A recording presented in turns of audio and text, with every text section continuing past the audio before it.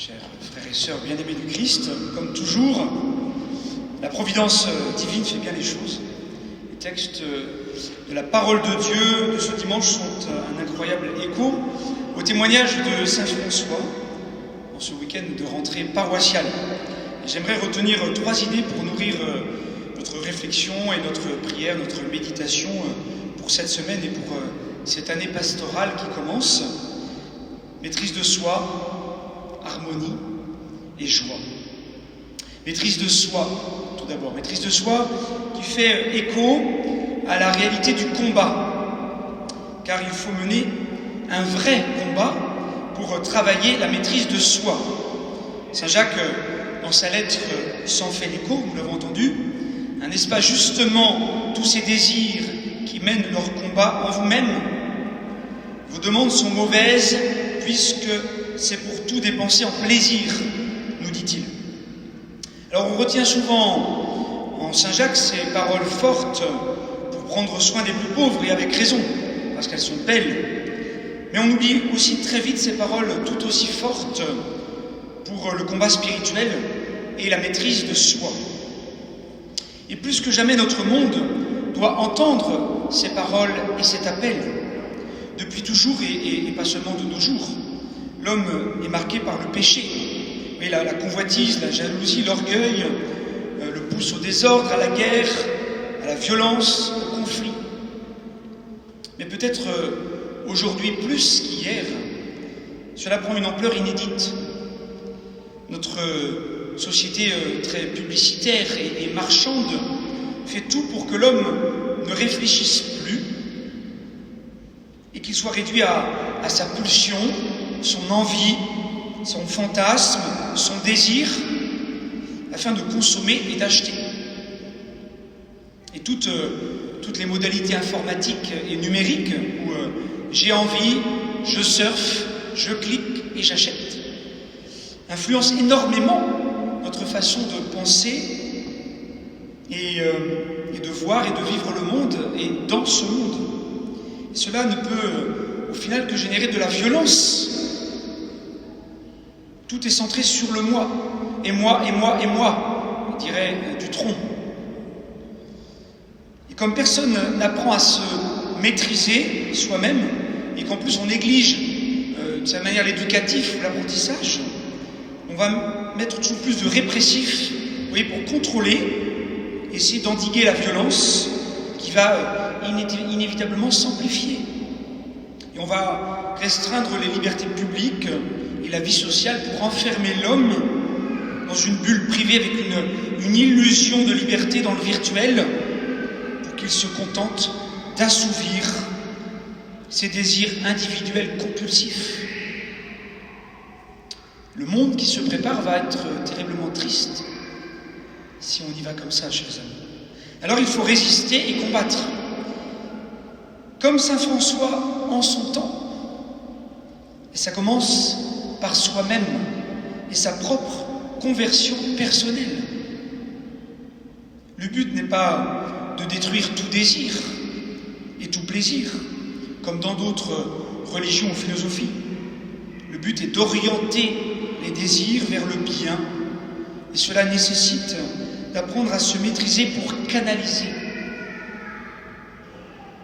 Saint François, à partir du moment où il rencontre Jésus et qu'il lui donne sa vie, a commencé à vivre aussi et surtout une vie de jeûne, de silence, de prière, pour développer sa vie intérieure avec le Christ et accueillir la sagesse de Dieu.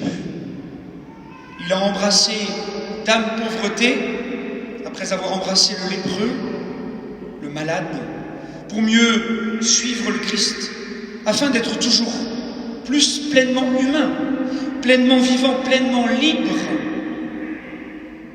La maîtrise de soi, pour un chrétien, est toujours un combat, avec des victoires, avec des échecs, mais il faut poursuivre le combat.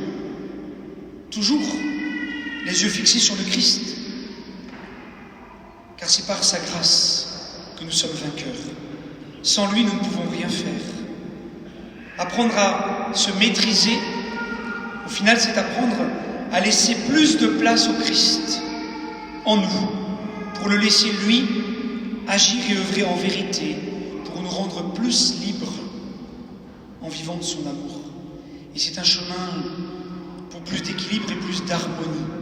L'harmonie, chers amis. Saint François n'était pas un doux rêveur, cuit les petits oiseaux et on ira tous au paradis, voyez, comme on le représente trop souvent. C'est un guerrier, un combattant de la charité et de la fraternité. Il savait que pour vivre de la sagesse de Dieu, et donc travailler à la paix, à l'harmonie, pour trouver l'équilibre, mais il fallait se battre avec force, avec détermination, avec courage et volonté. D'abord en soi et autour de soi, dans le monde et pour le monde. Et il vivait lui aussi dans un temps très compliqué, avec des guerres, des violences, des troubles profonds, au milieu de mœurs parfois dépravées et des orgies déshumanisantes. Et lui-même, plus jeune, avait fait la guerre, aimait le luxe et les ripailles. Mais voilà, l'appel de Jésus fut plus fort. Et il voulait sortir de cet esclavage pour goûter la liberté des enfants de Dieu. Ainsi, saint François est devenu le témoin d'un bel équilibre entre la création et l'homme sommet de la création. Et c'est parce qu'il était centré sur le Christ, qu'il était par là bien à sa place, au cœur de la création. Nous ne devons pas, chers amis, devenir des sauveurs de la planète, comme les médias le laissent entendre, trop souvent. Mais nous devons protéger, sauvegarder et veiller sur la création. C'est pas la même chose, c'est pas la même logique. L'homme a détruit la création, ou il détruit la création parce qu'il était trop centré sur lui-même, avec tous ses désirs et ses plaisirs mal orientés, en se prenant pour Dieu, et en voulant tout contrôler maintenant, en se mettant à la place de Dieu comme un sauveur ou un sauveteur, il risque de détruire d'autres hommes. Ce sont donc les extrêmes qui sont dangereux, quand on s'éloigne de l'harmonie et de l'équilibre avec Dieu, centré sur Dieu.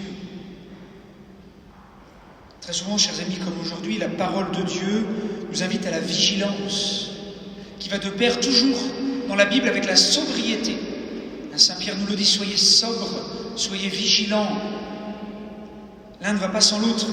Et saint François est le bon et juste témoin à la suite du Christ de cette sobriété, de cette vigilance dans la prière, le jeûne, la simplicité, l'amour fraternel, le sens de l'accueil.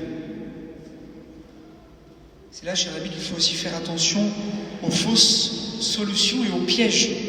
On entend beaucoup dire, encore une fois, dans l'Ouest de France cette semaine, dans une forme de contradiction incroyable, quel monde va-t-on transmettre à nos enfants? Ok. Et dans le même temps, on est trop nombreux, il faut réduire le nombre d'enfants et d'humains et contrôler drastiquement la démographie. Bon, ok. Alors quels enfants on va choisir? Quels sont ceux qui ont le droit de vivre et plutôt de jouir sans entrave et sans limite, et les autres qui vont mourir? Comment choisir? Ça n'a aucun sens. Le problème, chers amis, c'est moins notre nombre que notre manière de vivre et de vivre ensemble.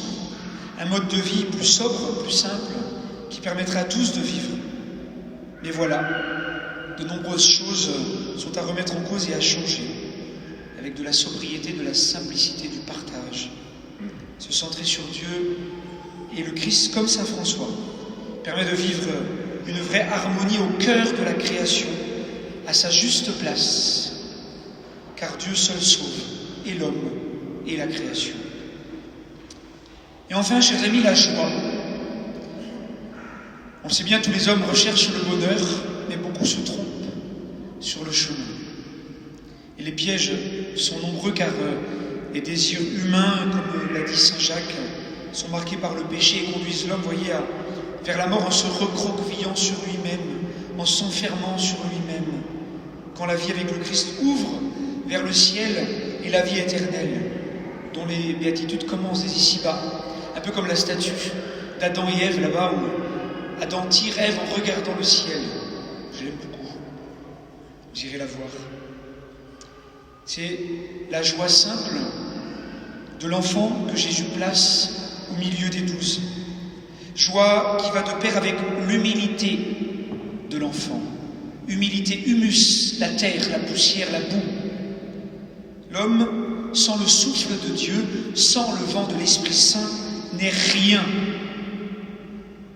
Dieu donne le souffle de vie et toute vraie joie. C'est la joie de l'enfant, tout abandonné à la volonté de son Père, dans la confiance. Et donc, dans cette joyeuse humilité d'une dépendance vis-à-vis de Dieu, son Créateur. Une bonne et juste dépendance, chers amis. Il ne s'agit pas de savoir qui est le plus grand dans les fausses illusions du monde, avec ses mirages de pouvoir, d'argent, de luxe, de domination, mais comme le Christ, être humble serviteur, de descendre toujours plus en servant, en aimant et en donnant sa vie, par amour. C'est par là, et par nul autre chemin que Dieu peut sauver et que la joie est parfaite. Et la vraie joie passe par la croix, seul et unique moyen d'être sauvé. Oui, la joie parfaite de saint François est intimement liée à l'humilité pour n'être rien soi-même, afin que le Christ soit tout. La joie parfaite que décrit saint François à frère Léon ne se trouve pas dans les honneurs ou le pouvoir de faire des miracles, de tout connaître et de tout savoir sur Dieu, de bien parler de Dieu, etc. Mais elle est de participer aux souffrances du Christ, par amour de Dieu et de ses frères. Alors j'aimerais terminer en citant saint François qui parle de la vraie joie. Et enfin, écoute la conclusion, frère Léon, au-dessus de toutes les grâces et dons de l'Esprit Saint que le Christ accorde à ses amis, il y a celui de se vaincre soi-même et de supporter volontiers pour l'amour du Christ les peines, les injures, les opprobres et les incommodités. Car de tous les autres dons de Dieu, nous ne pouvons nous glorifier, puisqu'ils ne viennent pas de nous, mais de Dieu. Selon que dit l'apôtre, qu'as-tu que tu ne l'aies reçu de Dieu? Et si tu l'as reçu de lui, pourquoi t'en glorifies-tu comme si tu l'avais de toi-même? Mais dans la croix de la tribulation et de l'affliction, nous pouvons nous glorifier parce que cela est à nous. C'est pourquoi l'apôtre dit, je ne veux point me glorifier si ce n'est dans la croix de notre Seigneur Jésus-Christ. Voilà, chers amis, la joie parfaite de saint François offerte à chaque chrétien selon sa vocation pour humblement mener le bon et juste combat de l'amour et de la fraternité afin d'être pleinement libre et vivant dans le Christ Jésus, notre unique Sauveur. Demandons à Notre-Dame, la Vierge Marie, cette grâce du désir de la conversion pour mieux et plus suivre son Fils Jésus, comme saint François. Je vous salue Marie, pleine de grâce. Le Seigneur est avec vous. Vous êtes bénie entre toutes les femmes, et Jésus, le fruit de vos entrailles, est béni. Sainte Marie, Mère de Dieu, priez pour nous pauvres pécheurs, maintenant et à l'heure de notre mort. Amen. Saint François d'Assise,